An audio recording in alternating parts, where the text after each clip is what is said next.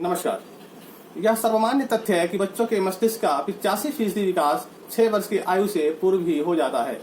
ऐसे में बच्चों के जीवन के शुरुआती 6 वर्ष अत्यधिक महत्वपूर्ण हो जाते हैं। दुर्भाग्यवश हमारे देश में सामाजिक आर्थिक रूप से पिछड़े करोड़ों बच्चों को गुणवत्तापूर्ण प्रारंभिक बाल्यावस्था देखभाल और शिक्षा प्राप्त नहीं।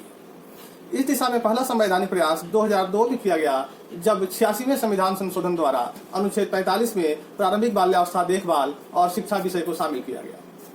साथ ही साथ आंगनबाड़ी केंद्रों के माध्यम से इस दिशा में प्रयास किए जाते रहे, लेकिन इन प्रयासों के बावजूद भी दुनिया के अन्य देशों की तुलना में हमारी स्थिति अत्यधिक संतोषजनक नहीं है।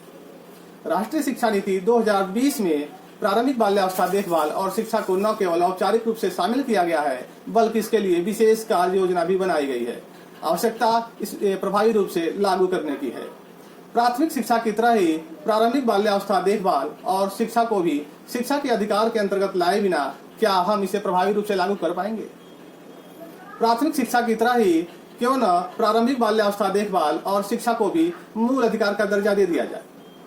ऐसे प्रावधानों के बिना क्या निर्धारित लक्ष्य को प्राप्त कर पाना असंभव तो नहीं हो जाएगा, जैसा कि हमने प्राथमिक शिक्षा के मामले में अनुभव किया है। प्रारंभिक बाल्यावस्था देखभाल और शिक्षा के लक्ष्य को प्राप्त करने में हम पहले ही बहुत पिछड़ चुके हैं।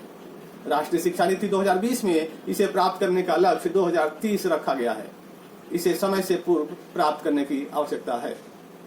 इस रास्ते की एक प्रमुख आवश्यकता, या यूं कहें कि एक प्रमुख चुनौती, अनुभवी और कौशल युक्त शिक्षकों की है, जिसके बिना हम अपने लक्ष्य से और दूर चले जाएंगे।